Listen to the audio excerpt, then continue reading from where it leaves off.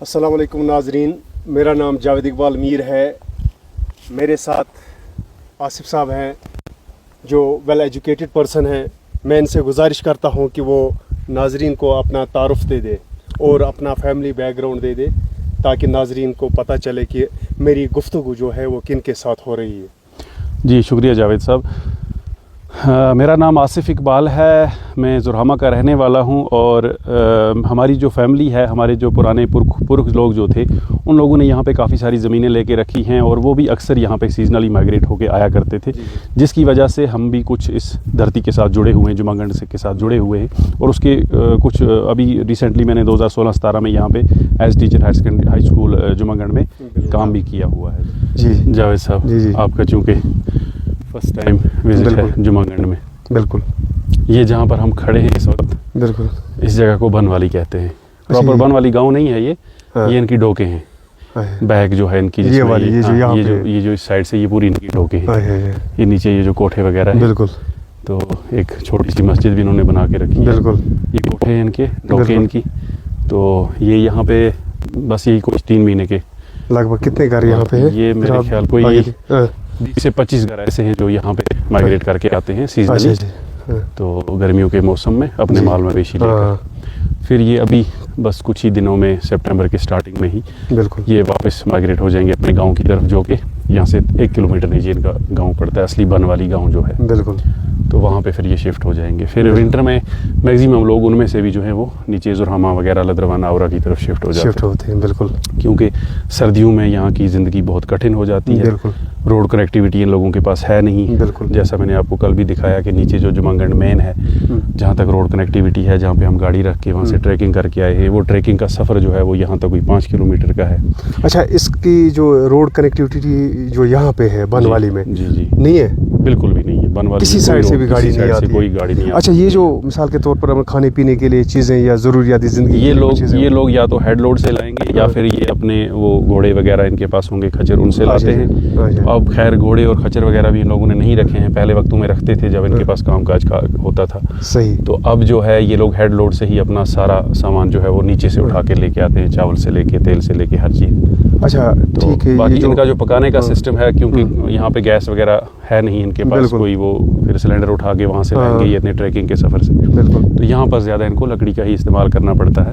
लगभग कितने किलोमीटर है वहाँ प्रॉपर जुमागंड से? प्रॉपर जुमागंड से जो हम कल ट्रैकिंग का सफ़र करके आए हैं, हाँ, ये कोई 5 किलोमीटर के अराउंड होगा। कितना वक्त लगा था हमें? हमें तो 1.5 घंटा लगा था। हम थोड़ा तेज़ आए थे क्योंकि लेट काफ़ी हो रहा था और बारिश का वो जो है मौसम बन रहा था। अच्छा, ये यहाँ सीजनली है, कुछ महीने यहाँ बैठते हैं माल मवेशी, फिर वापस चले जाते हैं। हाँ, फिर अब जब इनकी फसलों की कटाई होगी वहाँ पे, तो फसल इनके ज़्यादातर यहाँ पे ये एक तो मक्की वगैरह होती है और कुछ ये सब्जियां लगाते हैं, राजमा वगैरह, और घास वगैरह की कटाई, क्योंकि सर्दियों के लिए इनके पास माल मवेशियों के लिए वही घास जो है वो डंप रहता है। बिल्कुल सर। उनकी कटाई अब शुरू हो गई है, फसल की कटाई कंप्लीट हो जाएगी कुछ ही दिनों में और फिर ये वापस अपने माल मवेशी लेके शिफ्ट हो जाएंगे। अच्छा, वो जो हमने देखी ना, वो रोड की कुछ अर्थ कटिंग हुई है, वो एक टाइम में हुई थी, किसी कॉन्ट्रैक्टर ने वहाँ से अर्थ कटिंग की हुई है, बट वो कोई उसका जो इंजीनियर था उसने प्रॉपर वो उसकी सर्वे नहीं की थी, क्योंकि वो जो अर्थ कटिंग हुई है सारी गलत हुई है। वहाँ से कोई गाड़ी ऊपर आ ही नहीं सकती है, वन बाइक भी नहीं आ सकती है। बिल्कुल। ऐसी किस्म की अर्थ कटिंग हुई है। अब कुछ नया प्रोजेक्ट बना हुआ है,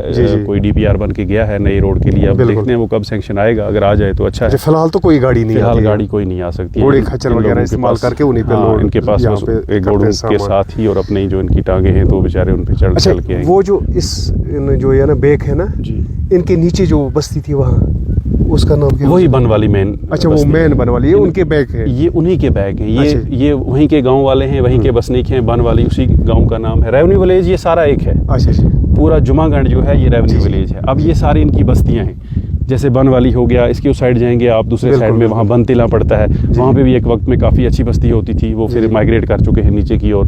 बिल्कुल। तो फिर हम इस साइड में, लेफ्ट साइड में जाएंगे तो इस साइड में हाँ, ये वाला साइड, इस साइड में आपका जो है नीचे उतर के एक और बस्ती पड़ेगी, उसका अतड़ नाम है। अच्छा। अतड़ से थोड़ा सा नीचे जाएंगे दूसरी बस्ती पड़ेगी, उसका कुछीबन नाम है। अच्छा, वो जो वहाँ पे वो फेंसिंग है ना, POK का है। अच्छा, POK का जी। तो अब जो इसके नीचे बस्ती है अतड़ के भी उस साइड में एक पुरानी बहुत बड़ी बस्ती थी जिसका नाम केंथावाली। अच्छा, केंथावाली। जी, वहाँ पे बड़े अच्छे लोग रहते थे।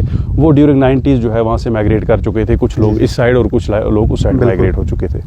तो एक वो बस्ती है, फिर अतड़ है, फिर उसके साथ में कुचीबन है, जहाँ पे मिडिल स्कूल का जिक्र आपसे किया था मैंने। जी जी, मिडिल स्कूल। तो कुचीबन से फिर हम वापस आएंगे पीछे की ओर, जहाँ पे हमने गाड़ी रखी है, जो मेन जुमागंड है, जिस बस्ती को डोगा बस्ती कहा जाता है। जी जी जी। जहाँ पे हमारा जुमागंड का हाई स्कूल है, सेकेंडरी स्कूल जहाँ पर है, बिल्कुल वो डोगा बस्ती है। और डोगा बस्ती के सामने वो जो पार वाले जो घर आपको नजर आ रहे हैं ऊपर, वो अच्छा, वो वाले, वो सामने जो घर नजर आ रहे हैं आपको उस साइड में, बिल्कुल सर, ये वाले घर हैं, गोगल नीरा कहा जाता है इसको। गोगल नीरा। पीछे एक वो आपको नजर आ रही है, एक नदी जैसे आ रही है पीछे इन घरों के पीछे, वो दर्रा जो है, वो दर्रे के साथ में आपको कुछ वो कोठा जात नजर आ रहे होंगे। बिल्कुल बिल्कुल। ये इन्हीं गोगल नीरा वालों की बस्ती वालों की जो है बैक है, इनकी डोके हैं। ये लोग इस सीजन में वहाँ शिफ्ट हुए। अच्छा, उनका एरिया वो है, वो उनकी बहक का, जी, वो उनकी बहक है। और वो ये सामने उनकी बस्ती है, गोगल नीरा इसको कहा जाता है। इस गोगल नीरा बस्ती से जब हम नीचे आएंगे, नीचे आते आते उसी नीचे आके फिर डोगा बस्ती है, जहाँ पे कल मैंने आपको दिखाया कि वो पुलिस की पोस्ट भी बन रही है। बिल्कुल बिल्कुल। उसके साथ में एक छोटा वो हॉस्पिटल की बिल्डिंग भी है, तो उसके सामने आके फिर। अच्छा, ये टोटल आबादी कितनी है यहाँ?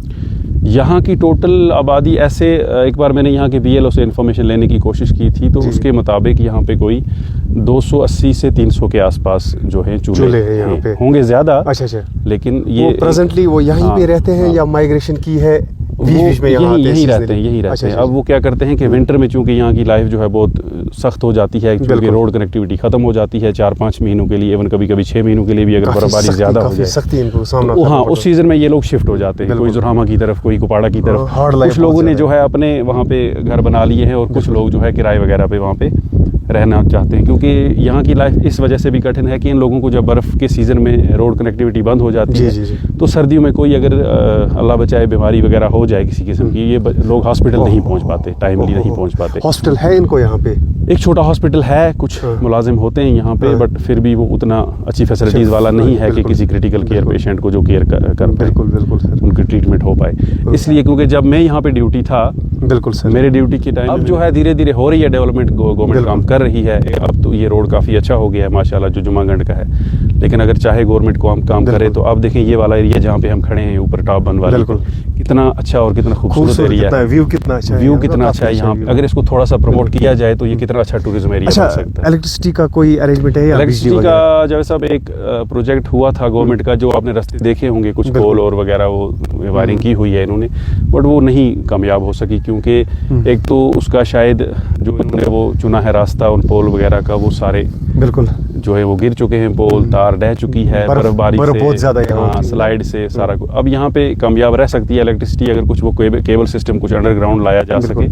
बहरहाल फिलहाल इनको कोई अरेंजमेंट है लाइट का वगैरह का? कुछ नहीं है। कुछ घरों ने जो घरे जो है कुछ जो है अपने इनके कुछ वो है ना, वो जनरेटर वगैरह कुछ लोगों ने रखे हैं, और कुछ गवर्नमेंट ने इनको कुछ फैसिलिटीज दी हैं उनकी सोलर लाइट्स की, वो इनको दी हुई हैं कुछ। तो बाकी जनरेटर रख दिए हैं कुछ लोगों ने, जिनके पास जनरेटर या ये क्या बोलते हैं सोलर लाइट्स भी है।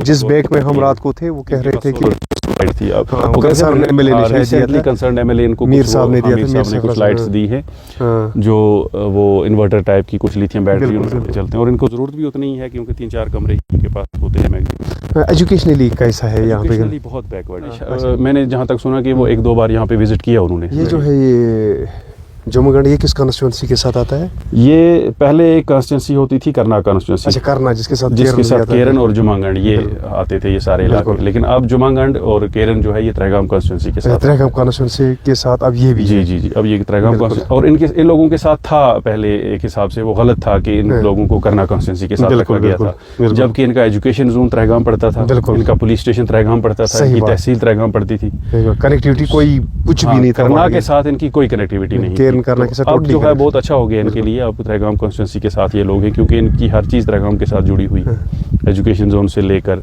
इनकी इलेक्ट्रिक डिवीजन से लेकर R&B डिवीजन से लेकर हर चीज़ त्रेगाम से जुड़ी हुई है, तहसील इनकी त्रेगाम है। तो अब इनके लिए अच्छा हो गया कि इनकी कॉन्स्टिट्यूंसी भी जो है वो त्रेगाम के साथ है। ये बड़ा अच्छा एक वाइज स्टेप था मेरे हिसाब से गवर्नमेंट। लगभग यहाँ कितने लोग होंगे जो एम्प्लॉय होंगे? एम्प्लॉयमेंट यहाँ पे सरकारी मुलाजिम जो हैं, जहाँ तक मुझे लगता है बहुत कम है, कोई मेरे ख्याल 10 से 15 के आसपास लोग होंगे। अच्छा। जो कुछ लोग पुलिस में हैं, कुछ आर्मी में हैं, कुछ और बाकी ये जो इससे RET स्कीम में कुछ लोग बिल्कुल एजुकेशन में जो है RET स्कीम से टीचर की नौकरी जिनको मिली है। जी। जहाँ पे प्राइमरी स्कूल हैं, एक ये बनवाली का आ गया, अतड़ का आ गया। बिल्कुल। तो सपनवाली में एक स्कूल है, प्राइमरी स्कूल। फिर कुचीबन का स्कूल है जो मिडिल स्कूल है। जी जी जी। तो एक PS ढोगा, वो तो खैर अब क्लब हो चुका है स्कूल जमागंड के साथ। ऐसे करके अगर इन सबको देखा जाए तो कोई 8 से 10 लोग तो उसी स्कीम के तहत एम्प्लॉयमेंट जब मिली थी। बाकी वहाँ यहाँ पे स्पेशल भर्ती कभी कभी हुई थी। एक तो नासिर खान साहब थे केरन के जो MLC थे, उनके टाइम में काफ़ी अच्छा काम हुआ है यहाँ पे। उन्होंने स्पेशल भर्ती यहाँ पे करवाई है DG से बात करके। उस भर्ती में यहाँ के काफ़ी सारे यूथ उस टाइम में जो है पुलिस में और कुछ आर्मी में, CRPF में भर्ती हुए हैं। और वही सारी एम्प्लॉयमेंट अभी तक है। उसके बाद कुछ खास भर्ती भी इन लोगों के लिए नहीं हुई। एक चीज़ है जहाँ तक मैंने ऑब्जर्व किया, कल से हम घूम रहे हैं यहाँ पे, एक और भर्ती की जरूरत है, अशद ज़रूरत है। क्योंकि आपने अभी देखा कल कितने अच्छे नौजवान, पढ़े लिखे नौजवान, वेल क्वालिफाइड हैं और बेचारे अभी जिस ढोक में हम रात को रुके थे, एक लड़का था वहाँ पे, आपने देखा, और वो मुझे अपने डॉक्यूमेंट्स दिखा रहा था, कैटेगरी के भी उसने बनवाए हैं, बाकी डिग्रीज जो उसने की हैं, अभी उसकी ग्रेजुएशन भी हुई है। और वो अभी किसी कह रहा था अभी रिसेंटली कोई डिफेंस का एग्ज़ाम है, उसके लिए प्रिपरेशन कर रहा हूँ। बिल्कुल सर। और मुझे उससे बात करके बड़ा अच्छा लगा कि ऐसी जगह पे ऐसे जो लड़के हैं उनके शौक, और ऐसे लड़कों के लिए यहाँ पे अगर एक और स्पेशल भर्ती हो जाए की अशद ज़रूरत है बॉर्डर एरियाज़ के लिए, अगर ऐसी भर्ती हो जाए तो ये काफ़ी सारे लड़के ऐसे यहाँ पे जो वेल क्वालिफाइड हैं, जानने वाले हैं, जी, तो ये एडजस्ट हो जाएंगे किसी न किसी तरीके से। सही बात है।